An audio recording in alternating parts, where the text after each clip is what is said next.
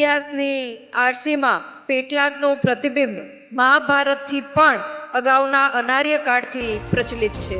ખાસ કરીને ભક્ત શ્રી પ્રહલાદના નામથી જે ઓળખાતું અને સમય જતા પેટલાદ તરીકે વિકસતું ગયું એના ખૂબ મોટો ઇતિહાસ.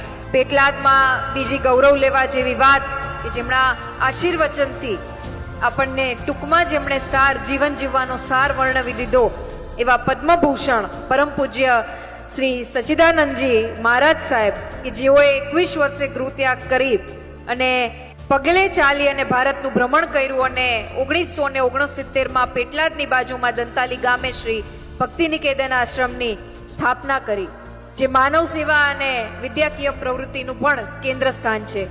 આ સંસ્થાના માધ્યમથી આધુનિક શિક્ષણની સાથે સાથે ભારતીય સંસ્કૃતિ અને મૂલ્યો આધારિત શિક્ષણ મળે અને નેશન ફર્સ્ટની ભાવના એમાં વિકસિત થાય એનો સંપૂર્ણ રીતે ખ્યાલ રાખવામાં આવી રહ્યો છે.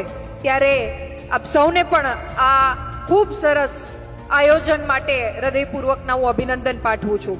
એટલે ખાસ મારે વાલીઓને વિનંતી કરવાની કે અત્યારનો સમય એ ભારત દેશનો સમય છે, રાષ્ટ્ર નિર્માણનો સમય છે અને શિક્ષણ એમાં પાયાની ભૂમિકા અદા કરવાનું હોય ત્યારે શિક્ષણની સાથે સંસ્કાર મૂલ્યોનું જતન.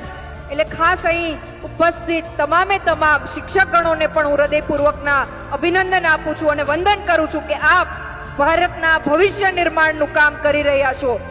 પુનઃ આપ સૌ વિદ્યાર્થીઓના ઉજ્જવળ ભવિષ્યની કામના સાથે, આપ સૌના મંગલમય ભવિષ્યની કામના સાથે માં શારદાના ચરણોમાં વંદન અને પ્રાર્થના કરી અને આ સંસ્થાના ઋણ અદા કરી અને હું મારી વાતને વિરમું છું. અસ્તુ. વંદે માતરમ. જય જય ગરવી ગુજરાત. ભારત માતા.